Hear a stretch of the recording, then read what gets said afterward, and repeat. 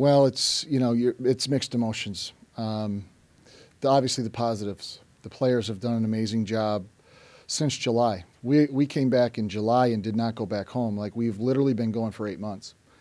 And their ability to lock in, stick through it, some challenging days, some good days, all the stuff, and to still be here. I don't know how many people had us penciled in at the start of the year to be here. And so all the credit goes to the team. My staff has been amazing. We're so excited to be able to have an opportunity to win a championship.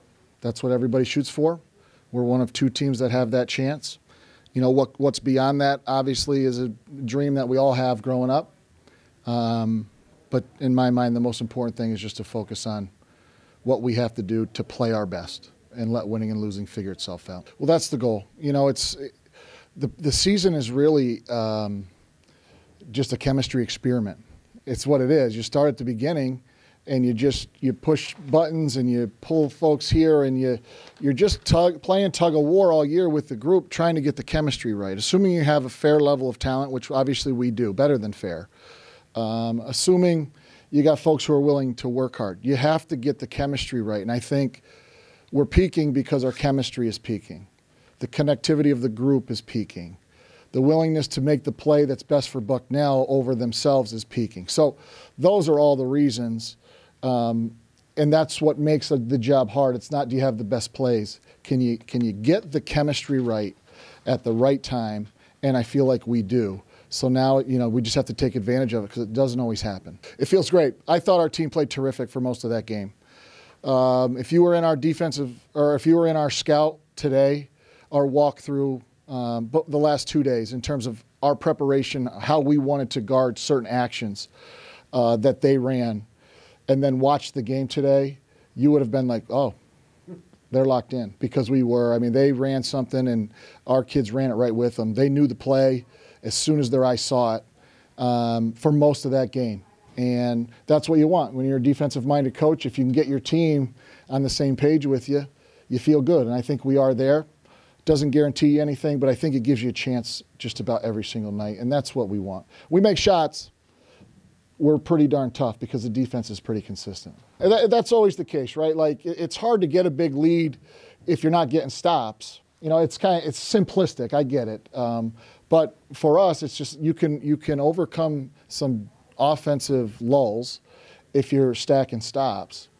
And that's what we preach. That's what we do. I talk about it all the time. People are probably sick of it. But that's just the mentality of what we do. And then the nights when the offense is there as well, we don't lose a lot of those nights.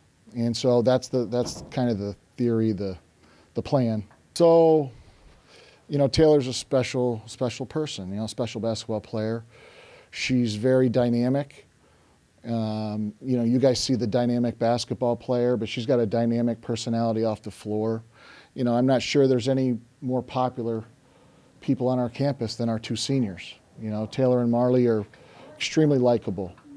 And, Taylor has played down the stretch here like a conference MVP. She had a tough January. That's not, I'm not breaking any news there. She had a tough January making baskets. But down the stretch in February and now in March, she's been as good as anybody in our league. And we needed her to be. And so, I'm thankful to have her. We get her for one more game, and my guess is she'll be ready to go. Yeah, I appreciate that. I don't know if you meant it as a compliment, but I'll take it as one. You try to put a system in that fits your personnel. We've been very much a power team with Tessa Brugler and Autumn Seppi and Ellie Mack, and go down the list, and that changed. Graduation has changed that. Maybe we'll be back there again at some point. But right now, we're much more of a spread team, more screening and cutting than we've done in the past, and we're executing very well. I think we have players in the right spots to do things that they do the best.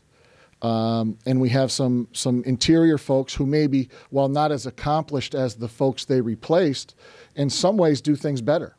And as you mentioned, hitting those back cuts and things like that, they've become very good at it, and still doing a pretty darn good job down around the basket. So I think we've got a good balance inside and out. I think we've got a willingness to share the ball. And as a coach, that makes you proud because you preach those things every day. Zero. It's really zero. I mean, we almost, I don't want to say never, almost never talk about winning. We talk about doing what we have to do to play great. And then the winning takes care of itself, right? It's like the process. Be great at the process. The wins and losses will come and go. Hopefully more wins than losses. Winning's important at Bucknell.